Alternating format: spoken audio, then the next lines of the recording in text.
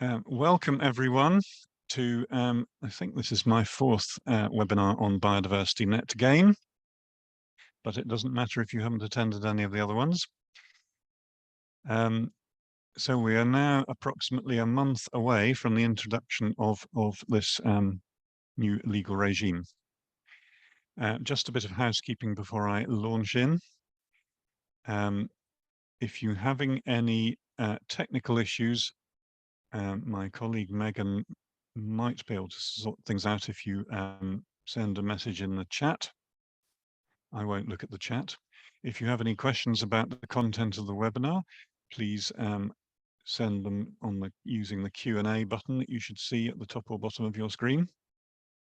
If I have any, well, with the remaining time after I've done my presentation, I'll go through the questions in order, and then we will follow up with not only a recording or a link to a recording of this session, but written answers to all the questions that people have asked. And you should get that in a couple of days. So it is being recorded and it will be available on YouTube in a couple of days' time. I think that's all the housekeeping points. So let's begin. Okay, here is what I intend to cover. So I will start assuming from first principles, assuming no knowledge of biodiversity net gain. I will then cover looking at it from the point of view of landowners and brokers offering land that is going to be used for biodiversity net gain. Then from the point of view of developers. Finally, from the point of view of local authorities. Then I will focus on the announcements that were made mainly on the 29th of November last week, although there are a couple of extras on the following day. And then I'll take up the rest of the time answering the questions any questions you have asked. I've just got a quick poll to help me gauge the focus of whether you're more interested in the news of the last week, or you need to understand it from first principles. So please answer one of those two options, and I will try and weight the webinar accordingly. The answer may be both, but if you already understand BNG and just want to know what happened last week, click the second button. If you'd like a basic grounding, click the first button.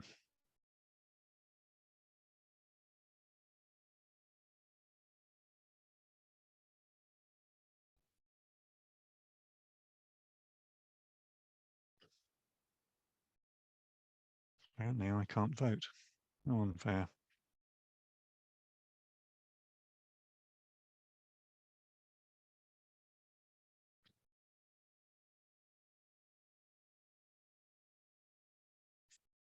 Okay, what are the results?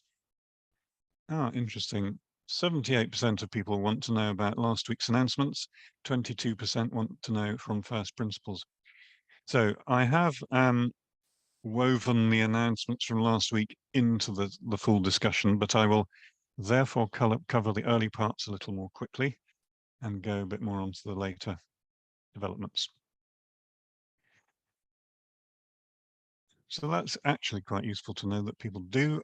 There is a general understanding, at least amongst this audience, of BNG. Before I go on to the detail, I've said this before, I think this is the biggest change since the Town and Country Planning Act 1990 came into force the following year. And we're only a month to go, and yet it still, I don't think, is widely appreciated that this is about to happen. It's going to affect virtually every developer of planning that submits a planning application, because developers tend to do larger ones. Landowners could just ignore this, but they do have a significant opportunity to use land and make money out of it. Entrepreneurs are already starting up as brokers and land bankers, and the government want them to set up marketplaces for buying and selling biodiversity land. I'm not so sure about the third category, but we'll see. If you Google search, there are a lot of sponsored links already, as well as the results of the search. There are nearly 400,000 planning applications in England every year, and I think this will affect at least 100,000 of them every year. So that's quite extensive. And if you imagine all the land that those applications will take up, you're going to need probably more land again to fulfill this obligation. So there's a lot of land involved. Right, what is biodiversity net gain? Technically, it is a new compulsory planning condition, which is called the biodiversity gain condition, which will be added to all but the smallest planning permissions. And it'll require every permission to improve the environment by at least 10% and maintain that improvement for at least 30 years. So that's quite significant. I note that it only applies in England. Scotland, Wales, and Northern Ireland have policies, but not an actual compulsory condition yet. The legal source of it is the Environment Act 2021. Those two sections and those two schedules. The first section and schedule will add a new section to the Town and Country Planning Act and a new schedule. And the second section and schedule will add only part of a section and a new schedule to the Planning Act 2008 for those of you interested in large infrastructure projects. Please note, and I will cover this later, that even since the Environment Act was enacted, there have been some changes to Schedule 7A. And there were some more last week, so you have to keep up to date. Don't assume that the Environment Act as originally enacted is what's going to happen. When is it coming into force? Well, even though there were lots of developments and publications last week, including draft statutory instruments, the drafts just say XX of January 2024. So we know the month, and we did know that already, but it was good to have it confirmed. But we don't know the precise date. It's unlikely to be the 1st of January. It'll be sometime in January. And that is for larger planning applications, and it is the date that the application is made. And we'll have to wait for the final regulations to be issued before we know what the XX stands for. However, for small sites, so that's ones that if they're residential are less than 10, fewer than 10 houses, or less than 1,000 square meters if they're non-residential, we do know it's the 1st of April. It actually puts the 1 in this case. For DCOs, under the Planning Act 2008, it'll be sometime in November 2025. For marine areas offshore, that's quite a bit further behind. In the autumn statement, it was mentioned that there'd be a bit of development on that, but nothing was actually published yet. So I wouldn't worry about that yet. And we now have the full precise definition of what applications are exempt, so I'll cover that in a specific slide later on, which will never have to provide BNG. And as I mentioned about the Google search, a market for buying and selling biodiversity land is being created. So this is wider than just planning. So when we talk about 10% net gain, 10% of what? Well, the land within the planning application must be scored according to its biodiversity value to give a numerical score in biodiversity units. I'll give some examples later, but this is based on the way that scoring works is based on assessing the habitat that the land consists of, quite likely to be more than one habitat, particularly for a larger site. And there's a list that's been published by the government of 132, I counted them, different descriptions of habitat, and every type of land should fall into one of those descriptions. They are flora rather than fauna based. It doesn't particularly care what animals or insects or whatever live there, but it's the plants that seem to matter, assuming that if it's undisturbed, then the animals will go and live there, if it's the right sort of habitat for them. So you score the land within your red line boundary of your application, and you must create or improve some habitat somewhere such that the score of that creation or improvement is at least 10% higher than the habitat you are losing. So that is the essence of biodiversity net gain. You have 3 options for your replacement habitat. It could be on site if you're not entirely building on your site. You could create or improve habitat on part of the application site. If you can't do that, then you look off-site. So you could create or improve habitat on your own land somewhere else, or, and this is where the market comes in, paying somebody else to create it on their own land, or even on someone else's land that they're doing it on behalf of. That's where the brokers and land bankers come in. Or the third option, and it definitely is a last resort, as we'll see, is paying the government, just throwing money at the problem and buying what are called statutory credits. Do not confuse units and credits. Everyone does that. Units is the numerical score you get of your habitat, and credits is when you're paying money. There are three metrics, in fact. I'm going to cover the main area metric, but you should be aware that there are separate ones for hedgerows and watercourses. And the 10% obligation applies to each separately. You can't have more in one and less in another. They each have to fulfill the 10% obligation. It is worth understanding how the metric actually works, how the scoring or calculation of units works. A new version of the biodiversity metric, as it's known, was published on the 29th of November, i.e. last week, and is now called the Statutory Biodiversity Metric. So ignore previous versions, 3.1, 4.0, all those, and just use the statutory metric. These slides will get circulated, and when there are links like that, hyperlinks, you will be able to see, get to the source material. And you multiply four things together on the your red line within your red line boundary. The area of the site in hectares. In fact, it may need to be the area of each different habitat if there's more than one. Then you look up in the table of all those 132 habitats. It gives a score called its distinctiveness. And there are 5 options, 0, 2, 4, 6, or 8. And I've colored this in green because you need an ecologist to tell you what habitat it is. Ecologists are going to be much in demand in this regime. You then multiply that by what, again, the ecologist tells you is the condition of the habitat. It's basically, there are 3 conditions: poor, moderate, or good, which gives you a score of 1, 2, or 3. But there are some intermediate ones which you can exceptionally use.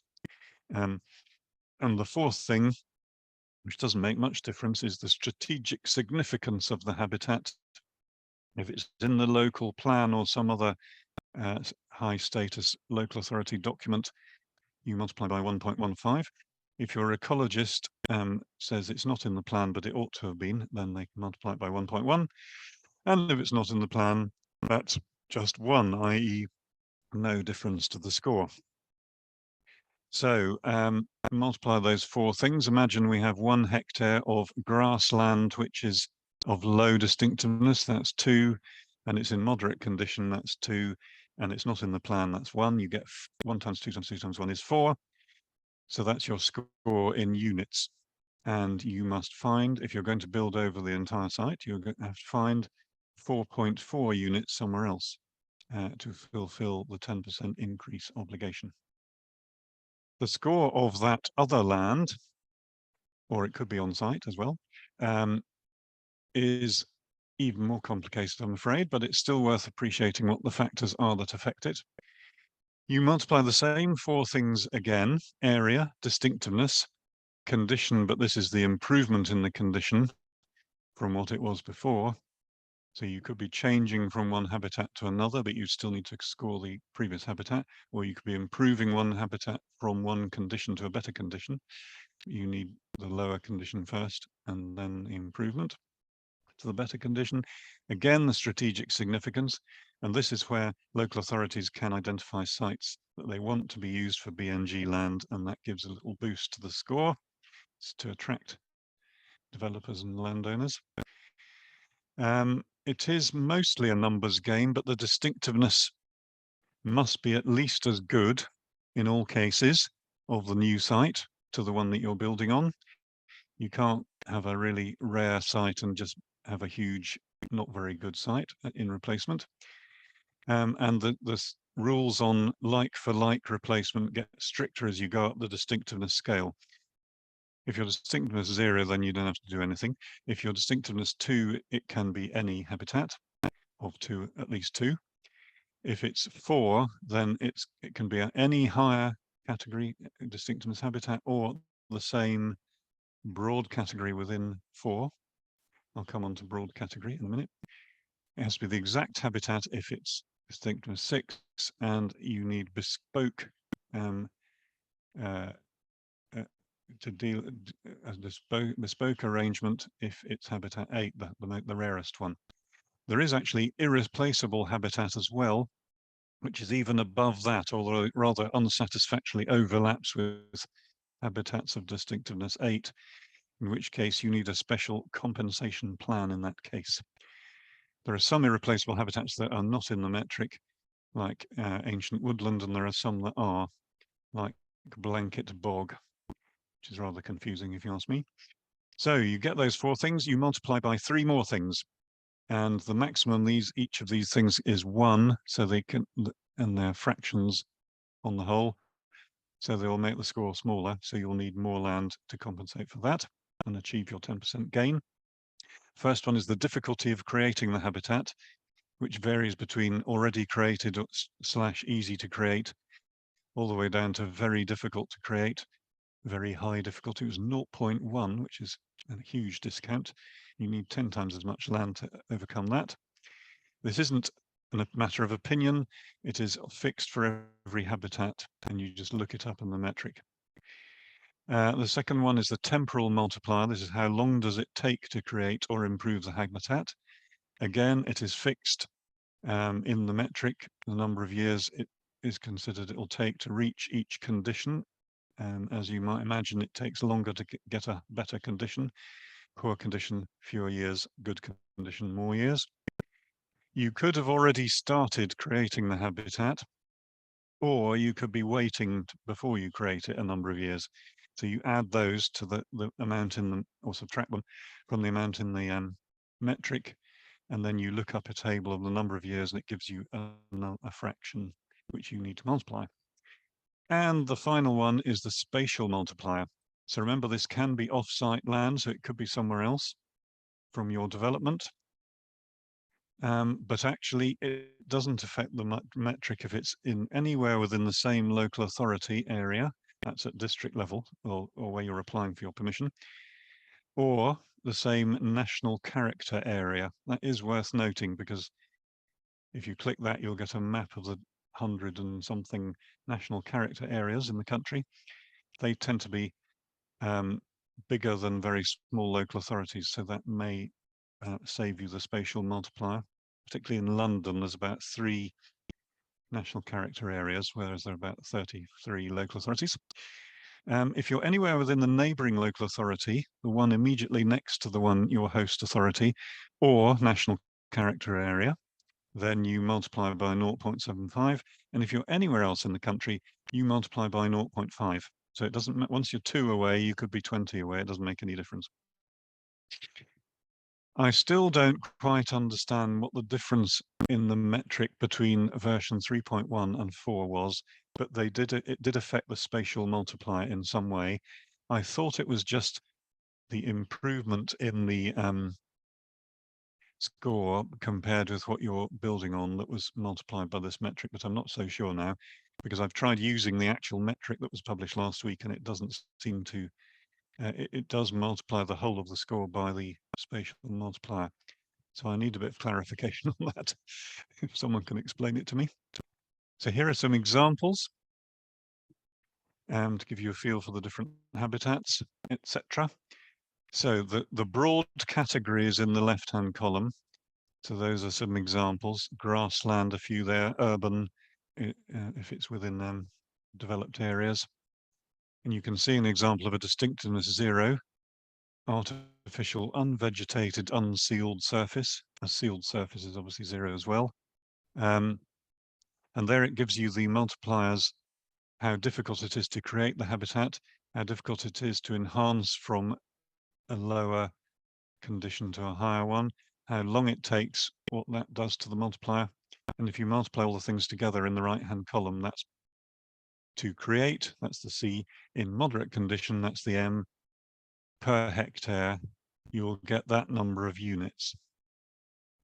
So to create an intensive green roof of distinctiveness 2 will give you 3.6 units. Further down, a biodiverse green roof is distinctiveness 4, so that's better, although it does have a penalty for difficulty of creation. And the temporal multiplier gets slightly worse as well, but it still gives you 6.6 units for every hectare. You might not realize that intensive green roof is not as good as a biodiverse one, just from the description, but in fact, biodiverse is good. You might even want to create a cemetery. How about that? That is possible. That is a type of habitat in the list. The last two are examples of the higher distinctiveness habitats. Traditional orchard, there is a specification for how far apart the trees must be, and you have to have a minimum of 5. But 5 apple trees, and there you are, traditional orchard of high distinctiveness.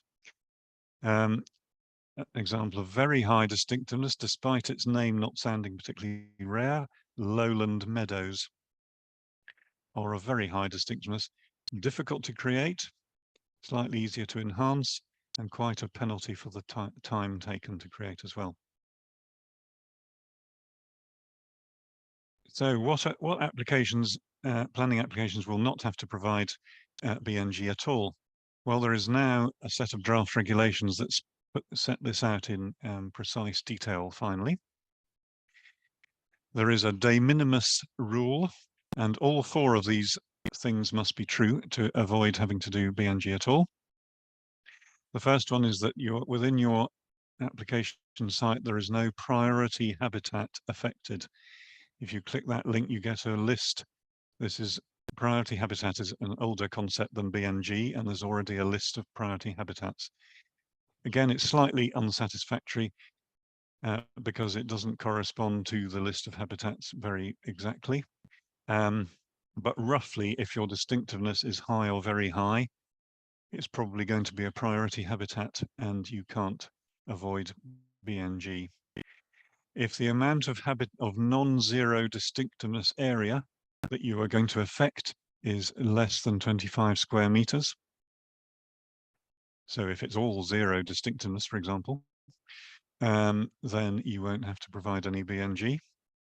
So that's a reasonable size of habitat on your site. It's like a large living room, 25 square meters. And if there's less than 5, there must be less than 5 meters of hedgerow being affected, which is not very much, and less than 5 meters of watercourse being affected. So all 4 of those boxes must be ticked before you can avoid BNG under the de minimis provision. 3 more exemptions: householder applications, which are defined in town and country planning regime by clicking that link you can see, and self-build or custom build applications of fewer than 10 dwellings and less than half a hectare are also exempt. BNG sites themselves, so if you're creating a new habitat, and if it's wholly or mainly for that purpose, it maybe you're going to have to apply for planning permission to create that habitat. For example, if it's something like an allotment, maybe that needs planning permission, so that you don't get into a sort of infinite recursion of having to have BNG on top of BNG. They are exempt from having to fulfill BNG themselves. And finally, there's a little throwaway one at the end, HS2 related applications do not have to provide BNG. There's going to be a fewer number of those since HS2 later phases were cancelled. But just for completeness, that is the complete list of exempt applications. So everything else will have to provide BNG if you're making a planning application. Okay, some points to note. So brownfield sites, previously developed land, if they don't fulfill any of those exemptions, will have to provide BNG. Even change of use applications, if there is at least 25 square meters of non-zero distinctiveness habitat on the site, they will have to provide BNG, even though there might not be no development at all, physical development. Temporary uses are still caught, even if you're going to restore the land back to what it was afterwards. But of course, you will be able to use, or not necessarily of course, but you will be able to use the existing site, the score of restoring it, but you will lose some score in units for the length of time the time you're going to use it for and the time it takes to recreate the site afterwards. And so you won't reach 110% there, and you will have to provide something somewhere else. If there is no physical planning application being made, then you're excluded. So permitted development, for example, does not need to do it. I should say that the metric does say you can not use biodiversity unit score in exceptional circumstances, but they are all ecological ones. Pretty much every habitat can be scored, and so it's really exceptional. I wouldn't rely on that. Given the cost of providing biodiversity net gain, if you have the luxury of choosing what site to build on, you should assess the habitats on the different sites, because it may affect the cost of providing BNG if it's a higher distinctiveness on one site, lower on another, for example, and the whole cost will affect the cost of your project. Two concepts. Additionality is this: can I, a landowner, get someone can they pay me to use my land for BNG purposes for their development, and can I also use it for some other purpose? That's additionality. Yes, in many cases you can do it, but at least 10% of it must be just for BNG. Stacking is a similar concept, but getting money. So can I be paid by a developer and paid for something else by someone else, like nutrient neutrality? Yes, in most cases that is possible, but not in all cases. We now have some definitive guidance on when and when not you can double count, if you like. There are the links for one for each additionality and stacking. A point on degradation. It's worth a slide on its own. Can you deliberately degrade the habitat in your application to get a lower score and therefore not provide so much BNG? The intention is no, you cannot do that. You can degrade the habitat, but it won't lower the score. There are a special paragraph in the new schedule on BNG. There was already one in the original Environment Act schedule, but the Levelling Up and Regeneration Act has added another paragraph. So it's worth being aware of that, which will come into force on Boxing Day in time before BNG comes into force. So the original idea was that if there is no planning permission in force on the site and you're just degrading it in a way that doesn't need planning permission, if you did that since the 30th of January 2020, then it does not count. And you have to go to the pre-degradation habitat value of the land. But LURA has added a new paragraph that even if it's pursuant to a planning permission that is degrading the land, that and the actions took place since the 25th of August this year, then even that won't count either. So what you have to do is provide the best evidence of the land in its pre-degraded condition and use that to work out your biodiversity score. Query whether that is really going to work. Are developers really going to look for evidence that puts an extra burden on them? So it would be better if it was there was an incentive somehow to work out what the pre-degradation score actually was. I've got a few questions myself about what was announced last week, and I've noticed some inconsistencies, so I will deal with those on a later slide. Also, the Biodiversity Gain Plan document that's now been published allows for approved degradation. So that is degradation that you can count to reach a lower score, but it doesn't say anything anywhere else about it except on this form. So I think we need a bit more guidance on what approved degradation might be. It just says, have you got your degradation approved? Yes, give details who approved it. And it doesn't say anymore. Right, from the landowner's point of view, if you are offering land for some other developer to use, you put land on the Biodiversity Gain site register, which is going to be a national register that will open in January and now has some regulations attached to it. Not in those regulations, but in some other regulations, the fees regulations, it was announced the following day that it'll cost you 639, very precise figure of pounds, to put land on the register. And when you allocate it to a development, that'll cost another £45. So it's quite expensive. If you're thinking of devoting your back garden to creating habitat and putting it on the register, you should only do so if you can add still make money having spent £639 putting it on the register. So that might deter smaller sites from going on the register. I think that is independent of the size of the site. As long as it's a single site, it'll just cost that fixed fee to put it on the register. To be able to put the land on the register, you need to secure the promise that you will create or enhance and then subsequently maintain the habitat for the minimum of 30 years. And that must be contained in either a Section 106 agreement or a new thing under the Environment Act called a conservation covenant.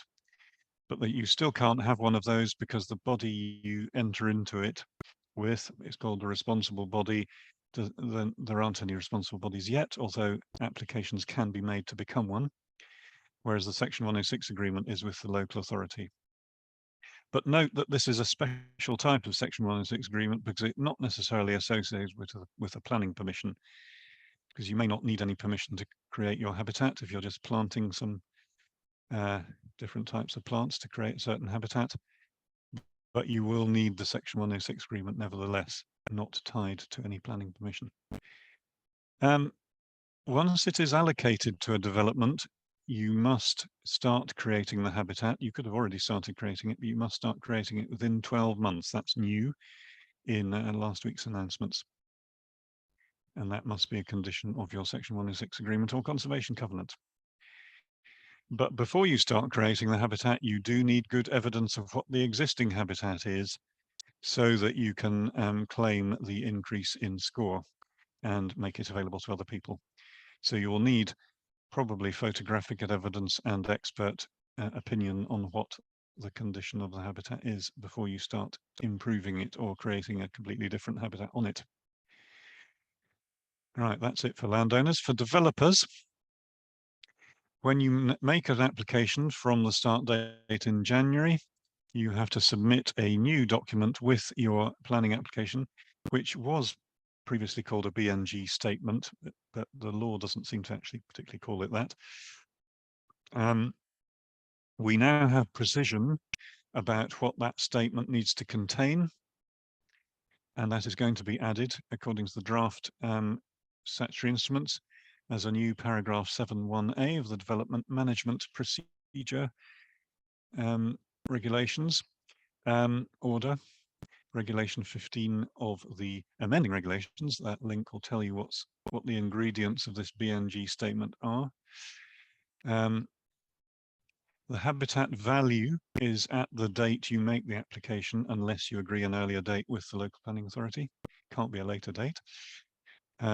And again, you'll need to obtain good evidence of the existing habitat and condition. Particularly if you're going to have on-site improvement, you need to know what the existing habitat and condition is. So you put that in with your application. The application is considered and potentially granted. Then, before you can commence the development, you need a more detailed biodiversity gain plan. That was already set out in the details of that in the Environment Act 2021 in the new schedule, but we now have a final template that was published last week, which replaces any earlier templates. Rather amusingly, I will just change my screen share to the template. Here it is. Whoever created this PDF has forgotten to change the title from the one they used before, and its title is Application for DEFRA Approval of a Disinfectant. There you are. Right, go back to my slides. Yes, so the BNG statement roughly says how you're going to fulfill the obligation. The biodiversity gain plan says precisely how you're going to fulfill it. Remember, there are three options, which I will now cover in each one in turn: on-site, off-site, or buying statutory credits. So on-site, it is definitely a good idea if you have untouched habitat within your red line boundary that you're not going to do anything with, to just remove it from the red line boundary. Create a hole in your red line boundary if you wish, because otherwise that will be in the score of the existing land. And although you're leaving it alone, you'll still need the 10% extra gain. So that's my first tip. It may be the simplest option in terms of control, because you will have control because it's your site, but you may not want to devote some of the site to creating habitat, and you may not want to be responsible for maintaining it for 30 years. That's one of the benefits of off-site, someone else's land. Once you have signed off your biodiversity gain plan, you have no further obligation to be responsible for the biodiversity net gain land, which might be quite handy. So you might extend your red line boundary for the on-site improvement, or make your development smaller. You probably don't want to do that, but it may be a cost-effective option once you've weighed everything up. I am often asked whether compulsory purchase acquisition powers will be available for development consent orders purely for biodiversity net gain land. My answer at the moment is I don't think so, while it's still not compulsory, but from November 2025, I think theoretically it will be possible. However, and now there's a however, given that there is land going to be on, if there is land available on the biodiversity gain register, those are landowners willingly offering their land for biodiversity net gain. If I was a landowner having my land acquired compulsorily by a developer, a DCO developer, I would say, look at the land on the register, use that instead. There is no compelling case to use my land, go away. And that might be quite a good argument, I think, if there is such land on the register. Now, a new big change, I think, to on-site habitat that you need to be aware of is the difference between significant on-site enhancements and non-significant on-site enhancements. Only the significant ones count as BNG.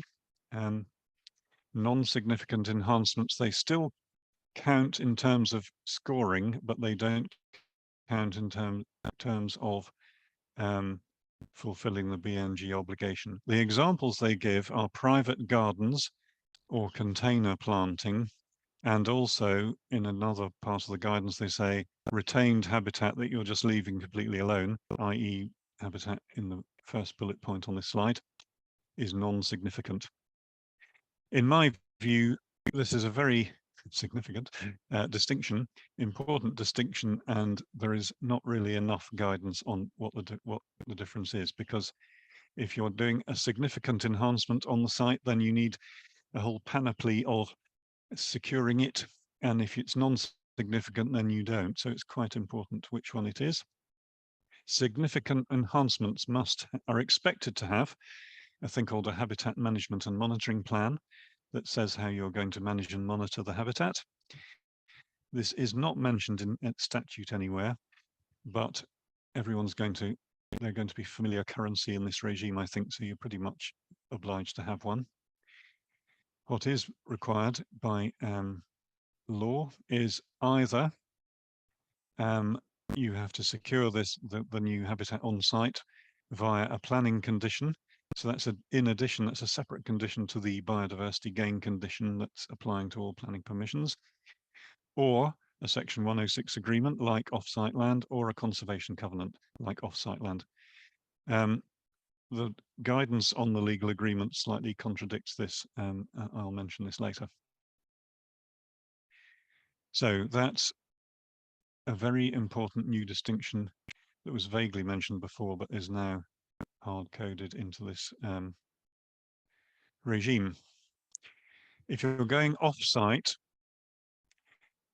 there's not a huge obligation in the form to say you can't do it on-site and you have to go off-site, although there is a box 4.10 says you explain why you're using off-site rather than on-site. So there's a sort of token requirement to say why you're having to go off-site.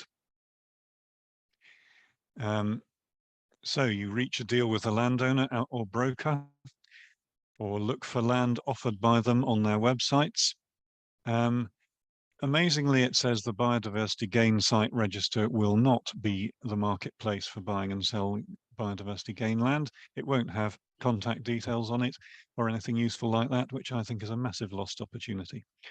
And I plead the government to make that the marketplace, rather than having to look in hundreds of different places for this land. It's there, it's so obvious as the thing that everyone ought to be able to use. Anyway, you will have to make sure that any land you find fulfills the distinctiveness rules, i.e. you've got to go higher up the scale, for example, and the higher up the land you're losing, then the more precise that has to be, and the score has to be, maybe you had some on-site score and you got the remainder to get up to your 10% gain, but make sure that it all adds up to at least 10% gain. You may have to discount the land according to the spatial multiplier. If you remember, that could, if it's more than one local authority away, halve the scores. You'll need twice as much. But if there is land being offered at less than half the price a long way away, then it would be worth using that land rather than land closer to home. You might want to ask to see the landowner's Section 106 agreement or conservation covenant, or CONCOV, as us trendy people are calling it, just to make sure it is compatible with what you are doing on your development site. But the good news is that you are out of the picture once your biodiversity gain plan has been approved, certainly in planning terms. You may have an agreement with the landowner that has an ongoing relationship, like regular payments, for example, but you may want to just have a one-off payment and hopefully wash your hands of the whole affair, and then the onus will be on them if the site isn't being created or maintained.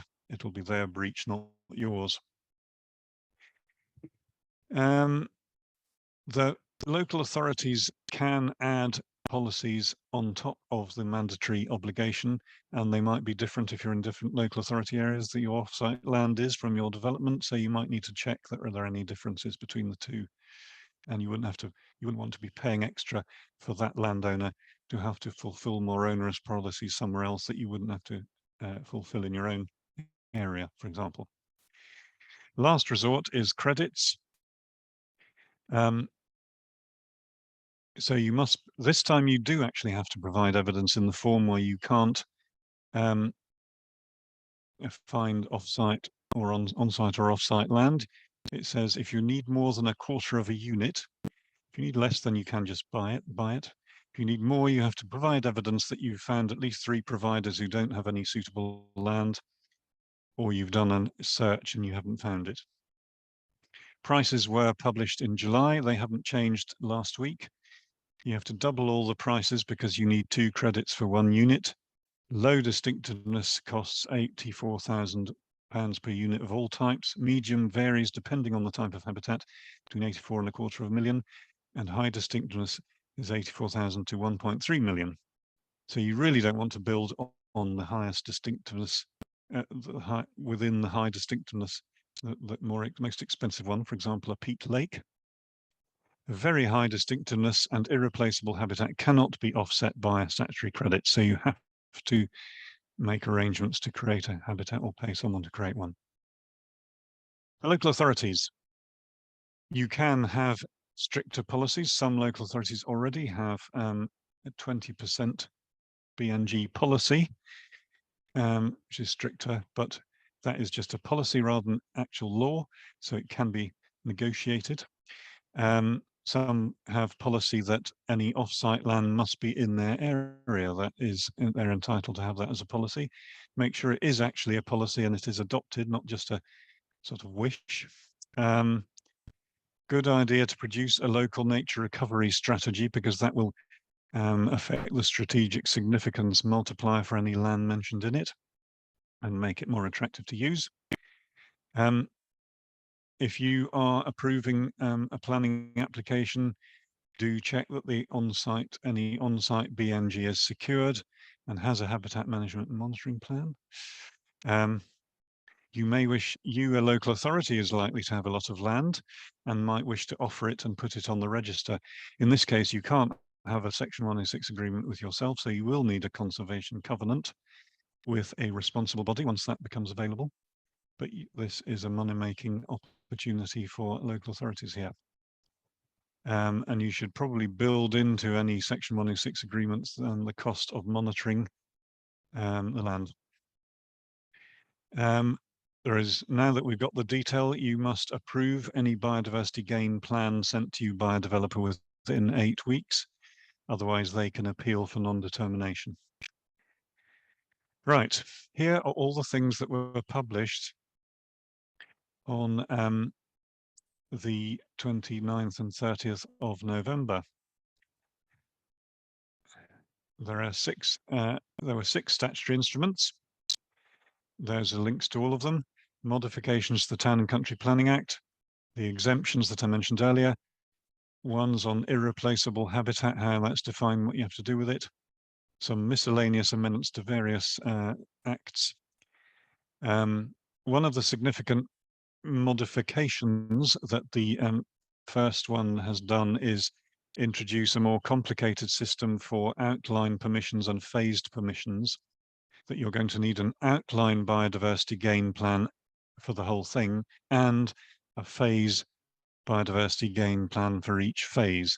So if you're going to do that sort of development, do pay attention to what you need, because it's much more complicated for biodiversity gain plans. A whole load of guidance. Probably the main one is the draft planning practice guidance that's going to be added to the official suite of planning practice guidance, which is very long and has a lot of detail in it. So I recommend you consider that. Then there's guidance on exemptions associated with the exemptions regulations, on credits, on additionality, on stacking that I mentioned earlier, on how to make on-site gains, how to make off-site gains, on legal agreements, i.e. the Section 106 agreement and the conservation covenant, how to sell units, how to submit a gain plan, submit a habitat management and monitoring plan. There's a step-by-step guide for land managers, i.e. those offering biodiversity gain land, step-by-step guide for local authorities, and step-by-step guide for developers. There is the template. There is a template for a habitat management and monitoring plan, and there are credit prices, as I mentioned. Some comments on all that. I still don't understand this reduction in the effect of the spatial multiplier. So I would like someone to explain that to me. Because it said when it changed from 3.1 to 4 that the multiplier now applies to any overall off-site net gains rather than to all off-site creation and enhancement. What does that mean? I still don't know. I think the overlap between priority habitats, irreplaceable habitats, very high distinctiveness is all a bit messy, and it would be better if it was all much more clear cut. This thing that I mentioned about on-site habitat being significant or non-significant is very important, but rather vaguely defined. There must be spatial. It says in the gain plan that even if you're applying for credits, you have to provide the spatial multiplier, but you don't know where the land is going to be if you're going to have credits, so that doesn't make sense. So I'd change the gain plan on that box, if you ask me. The guidance on legal agreements says on-site gains need a legal agreement, but the law says you can do it by planning condition. So that guidance seems to have an error in it, or I'm not sure, maybe it does also need a legal agreement if that's the intention.